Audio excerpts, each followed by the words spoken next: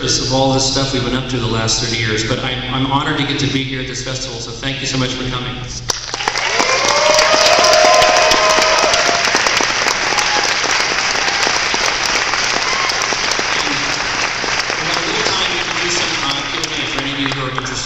Raise your hand. Yes? Hey Mark, I like your emphasis on the importance of questioning, and we all know the question, who's guarding the guards? I'd like to know your answer to the question, who's jamming the culture jammers? Who's jamming the culture jammers? I don't know, but ever since Adbusters sort of commodified that phrase a bit too much for my liking. It's a phrase we actually came up with a long, long time ago. And it kind of got, Adbusters though, took it and kind of really ran with it in a way that I thought was sort of a tactical mistake, actually. That if you brand it and label it and all that, it creates a situation where it can then be kind of absorbed, and it makes it more absorbable and commodifiable and all that kind of stuff. I mean, I know that I was in Seattle at the WTO protests in 1999, and I know that within a few weeks after that, there was a Gap store somewhere else in the US that did a window display that looked like a smashed-in window display with Circle A anarchy symbols spray painted all over everything. So I think that for people who are involved in any kind of opposition, culturally, politically, or whatever, you just have to know that there are people out there, the cool hunters. You know, there's people out there paying attention to absorb it and use it and mess with you in some way. But I think also that maybe a difference in Negativland's work, and I don't know how much people always get this, is that we really do kind of operate more like artists first and activists second, not the other way around. And there's nothing wrong with the other way around, but we definitely are really concerned about not just, we know the work's political, we know there's messages in there, but we're also trying to make it work as an aesthetic experience, as an artistic thing. And so it's not like we're sitting around thinking, by doing this work, we're going to change you people. That's not at all our agenda. It's much more intuitive and organic than that. And again, I feel like if you do that, I feel like that's a trap to fall in. And we always want to try and make sure we're doing our darndest to make, good art, good creative work first and foremost. And in fact, I find out now, after doing this for so many years, it becomes harder and harder, really, because you can fall back on your old strategies and tricks and things you do. And how do you kind of keep an edge to what you're doing, especially in light of a changing landscape of technology and information that's now moving and changing so fast. How do you respond to this creatively in a way that's thoughtful and interesting and smart and sharp? Because, I feel like for us, our strength is in taking our time, making these very carefully considered works. But it turns out that at this point, things are changing so fast that, you make some work that's responding to things and 6 months go by and everything, the paradigm will have shifted again. So what do you do? So I may not have actually exactly answered your question, but this is kind of stuff I kind of think about. And I do think but somebody like, again, the way culture jamming kind of got set up as this labeled movement, I think set it up, again, it was a tactical mistake. You're nodding your head like you agree. Yes, so. But we'll have to talk more. I'm here for the whole duration of the festival, so I will look forward to having more conversation about this with people while I'm here. Yeah. Oh, I'm sorry. Wait. Oops. There was two questions at once. The lower. You. Audience. Sorry. I have a question regarding your opinion on furry use. This is an instance where it's kind of turning on its head. Yeah. Tom Waits, he did a very distinctive voice, and he was approached by Frito-Lay. Yeah.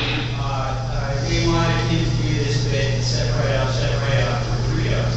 And he didn't want any part of it. He doesn't. He doesn't support any products.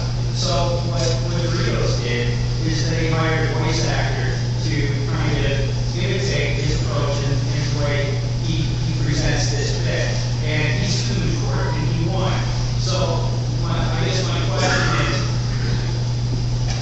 he also sued the doctor who did the throat operation and screwed up his throat that made him have the voice that's also made him a lot of money. He's done very well, actually, in that way. And maybe I think that's the money, that's the fuck you money he got, where it allowed him to go so off the deep end and not give a shit in his work. I hope that's true.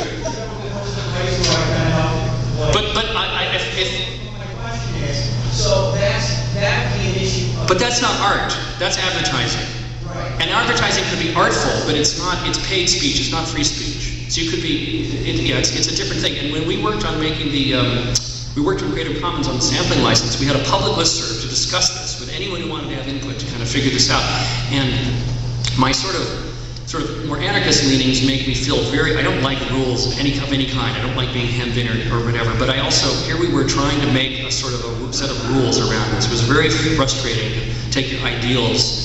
When you're an idealist and you're trying to make it work for lawyers, it's very hard. A world of hurt. But what everyone agreed upon was that appropriation of art to use in other art was okay. But everyone agreed that appropriation of any art to use it to sell things and advertise them, everyone agreed, like, no, that's not allowed. You get to do it. Even though you're charging for the album, and it is a product, so it's kind of a fuzzy line. Maybe, but I don't think I think we know. I think you know the difference. I mean, you can kind of try and play a gotcha thing about it, but I think that, I think there is a difference, which doesn't mean that advertising can't be very artistic and very artful, but its agenda, its reason for existing is absolutely, purely, it is just to sell things. That's all it's for. Whereas it's true that a pop song maybe kind of exists to make a lot of money, but it is sort of its own thing. It is a work of creativity in and of itself. So I don't know if that kind of answers your question. But there was a guy behind you who started to speak up as well. Who was that? If Disney samples your Little Mermaid thing or something, will you get to sue them? If what? If Disney samples your Little Mermaid thing, will you get to sue them? I always thought we should have sued Adbusters for using culture jamming. I thought that would have been really funny. I don't believe in lawsuits as a way to solve our problems. We need to talk to each other. But interestingly enough, that video was shown in an art show in New York called Illegal Art that got written up in the International Herald Tribune, and there was a Disney spokesperson quoted in it who saw the work, and they didn't do anything. And the lawyers tell you that once somebody like that acknowledges that they've seen it and done that, the clock is now ticking. And after 7 years, I mean, they actually would have no standing in the court of law. It's kind of interesting.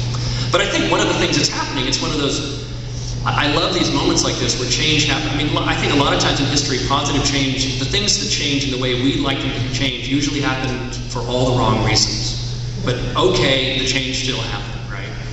I mean, power never concedes anything because they finally saw the light of day and they think, you're right, we should be nice about this ethical, fair, that's never how it works. But right now we have a situation where the owners of intellectual property are almost having to throw up their hands. What could they do to stop 10,000 million billion YouTube videos out there that are violating all these copyright laws? I mean, they're trying to some degree, but things are happening like a year ago when there was a skit on Saturday Night Live with Justin Timberlake that was called Dick in the Box. Does anyone know this? Well, it was popular on YouTube, and it spread very virally like that on YouTube, and then NBC was using the DMCA takedown notices to go around and force YouTube to stop it everywhere they went. Well, here's a year later, and they have Saturday Night Live has the funny sketch with Tina Fey making fun of Sarah Palin, and now NBC is willingly making this clip available, spreading it around, and they've completely flip-flopped and they're thinking about it, and they're realizing this, not only should we not fight it, but in fact we could actually use it and embrace it in some way. So it's interesting how these things kind of are shifting in some kind of really dramatic sort of ways. So, another question? Oh, I'm sorry, you're right, the up people, the balcony people, the cheap seats, yes?